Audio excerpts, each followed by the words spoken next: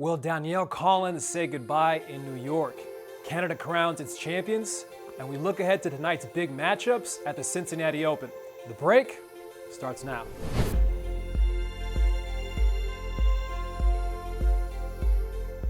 What's up, guys? I'm Johnny Ray Diaz, and you're watching The Break.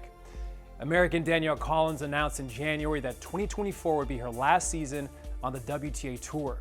But after injury forced her to pull out of the Olympics, the former NCAA champ is now in a race to play her home slam for the last time.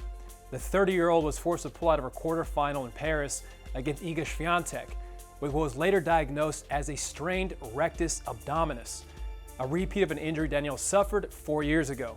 Now this week, Danielle took to Instagram to give fans an update and was upbeat about her chances at playing at Flushing Meadows.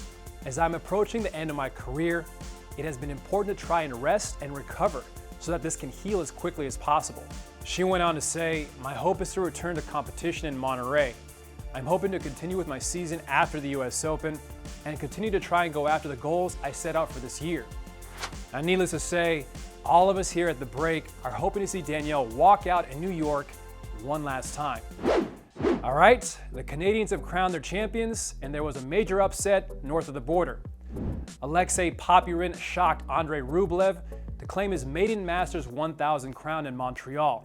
The 25-year-old became the first Aussie Masters champ since Leighton Hewitt triumphed at Indian Wells in 2003. And the victory will also take him to a career-high ranking of 23. It's quite a week. Now, meanwhile in Toronto, Jessica Pegula successfully defended her crown with a 3-set win over fellow American Amanda Anisimova. The victory was Pegula's 10th straight win at the event, and that's the longest streak since Serena back in 2014.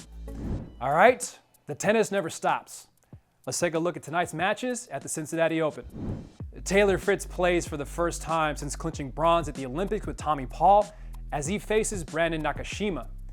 Taylor leads their head-to-head 2-0 going into this one, but their last meeting was back in 2021 at Indian Wells, and Nakashima has much improved since then. Later, former US Open champion Bianca Andreescu closes things out under the lights. The Canadian goes up against Alina Avanesian. That'll be their first ever meeting on tour. The Armenian may be a lucky loser, but is more than capable of pulling off the upset. All right, don't forget, you can watch all the action from Cincinnati live on Tennis Channel.